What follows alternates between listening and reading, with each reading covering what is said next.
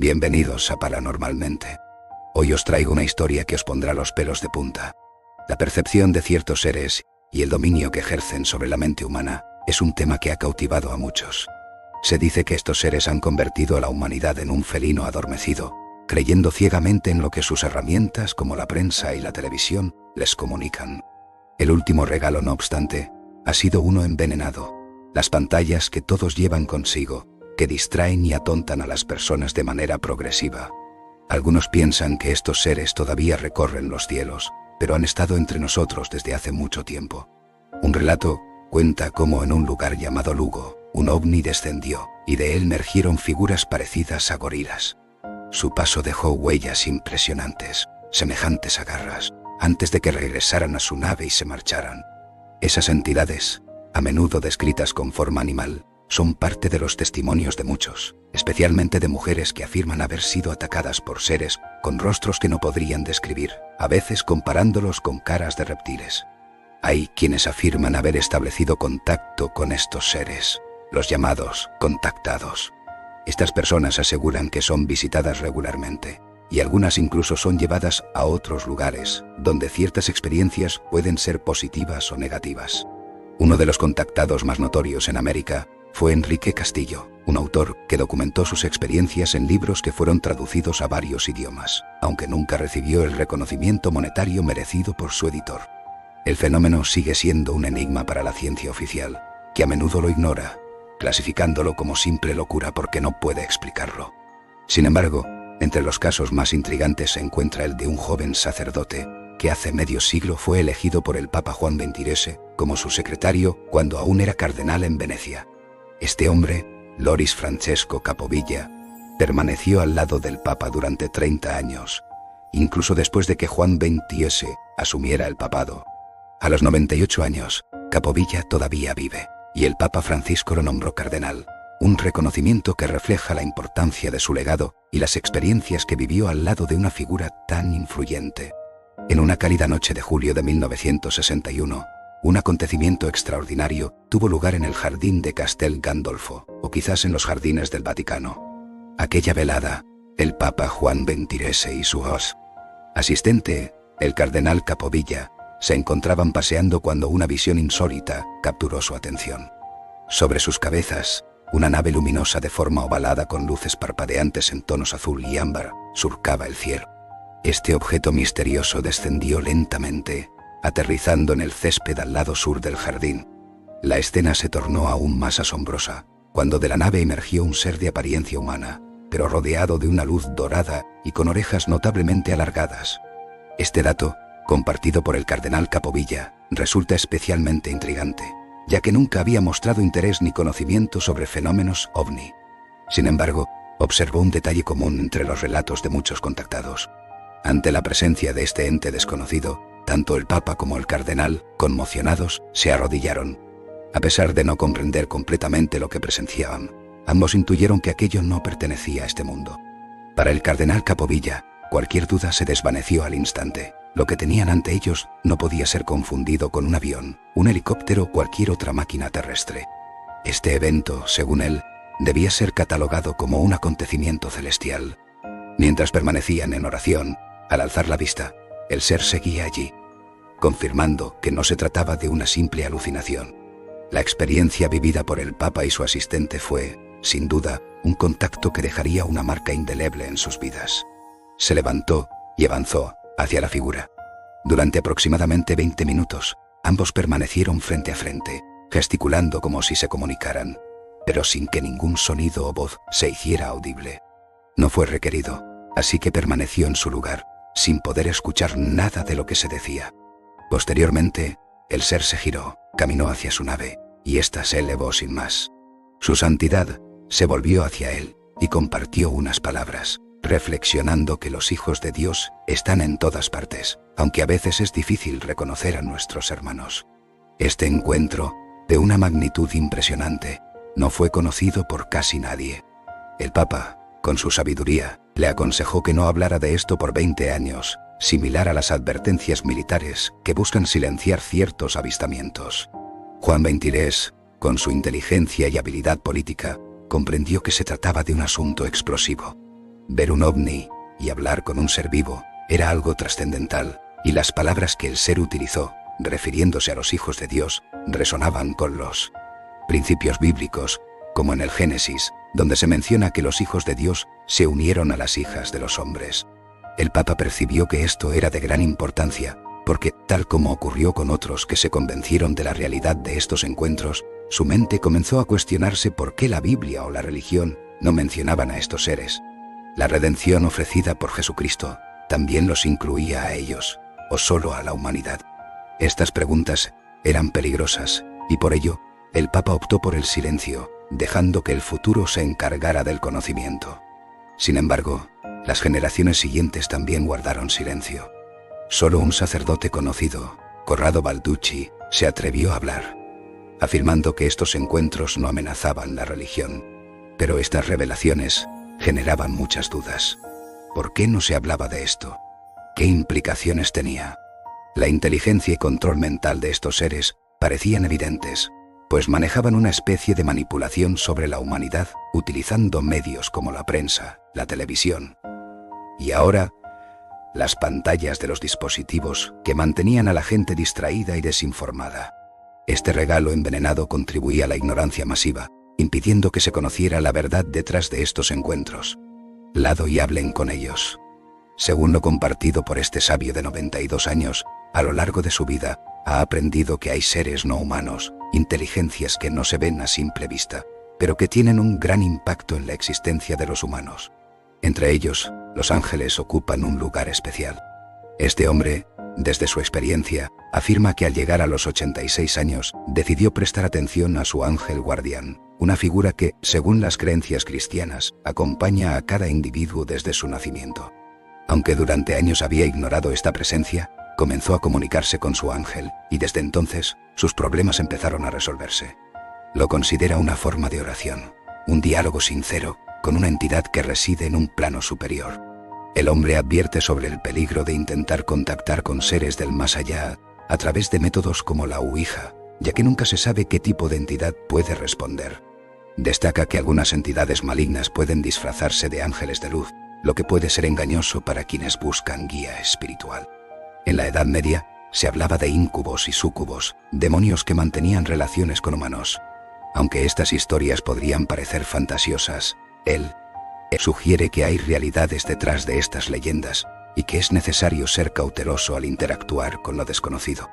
Finalmente, alienta a quienes, como él en el pasado, han ignorado la presencia de sus ángeles guardianes, a dejar de lado su orgullo y abrirse a la experiencia. La conexión con estas inteligencias invisibles puede transformar la vida, siempre y cuando se realice con respeto y discernimiento. En un rincón apartado, uno puede sentarse y, con humildad, dirigirse a esos seres invisibles. Sé que existes, aunque nunca te he prestado atención. Perdóname por mi falta de consideración, pero ayúdame en esto. Porque estos seres, si se les invoca, escuchan, pero si no se les llama, se mantienen al margen. Se está invocando al ángel, al guardián que ha sido asignado por la divinidad. Esta práctica ha demostrado ser efectiva para muchos. Sin embargo, así como existen ángeles benevolentes, también hay entidades oscuras. La Iglesia se refiere a ellos como Satanás y los demonios. Durante un tiempo, influenciado por corrientes teológicas contemporáneas, se llegó a pensar que Satanás era solo una manifestación del mal.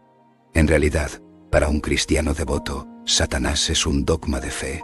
La Iglesia ha sido consistente en su afirmación de su existencia, y el Papa Francisco ha reiterado esta creencia, advirtiendo que este ser es real y está actuando de manera intensa. Hoy en día, se vive una batalla entre las fuerzas del bien y del mal, que se libra en un plano elevado del que no somos conscientes. El mundo se encuentra en un estado caótico, lo que es un síntoma de esta lucha. El planeta parece estar en una espiral autodestructiva, pero muchos no lo perciben debido a sus propias circunstancias privilegiadas.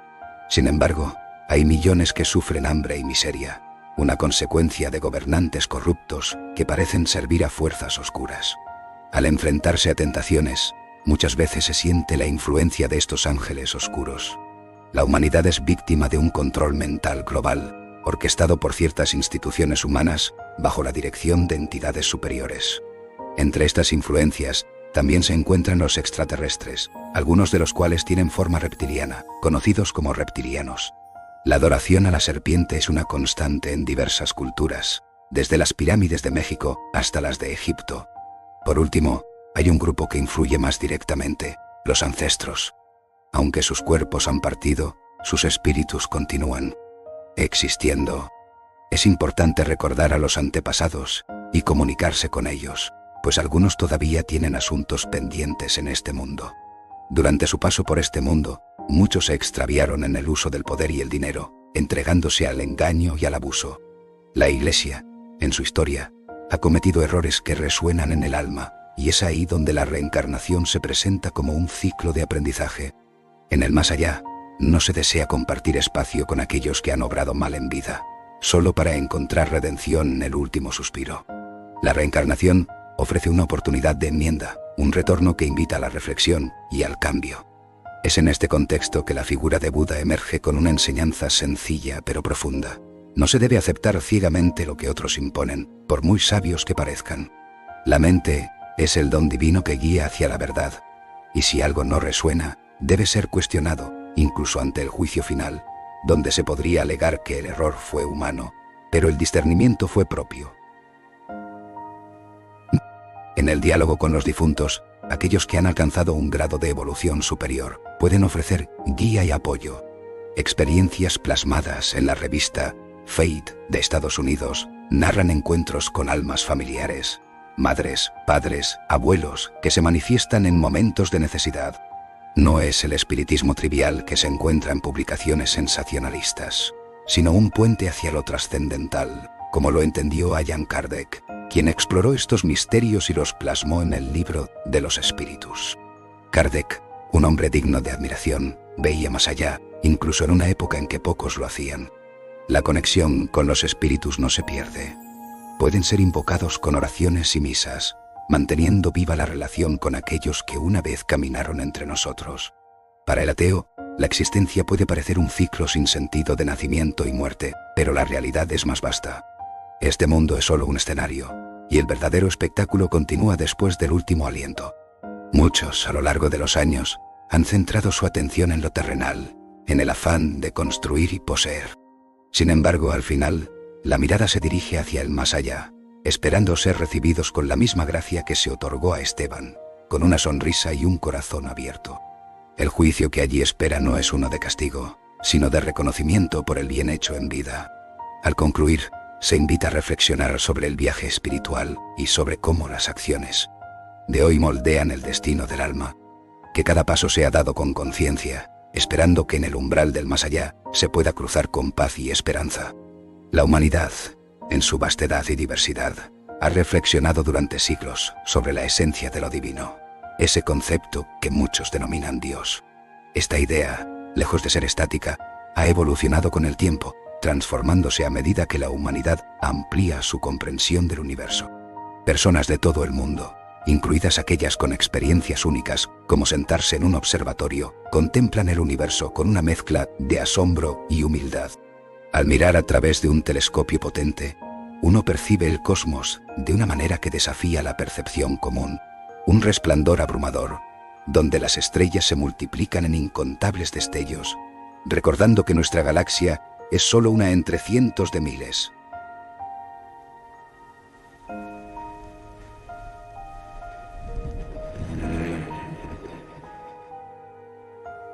Es solo con el avance de la tecnología, telescopios como el Hubble y otros nos ofrecen una ventana a la inmensidad del cosmos, revelando que cada galaxia contiene millones de estrellas, cada una con sus propios planetas y satélites.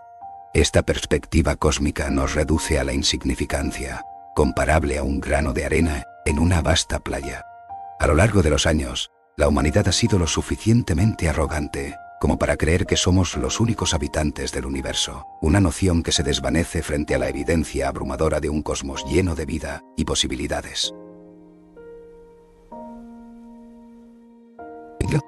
En la búsqueda de respuestas, algunos intentan desplazar a Dios de la narrativa cósmica, reemplazándolo con el Big Bang, esa explosión primordial que muchos consideran el origen de todo.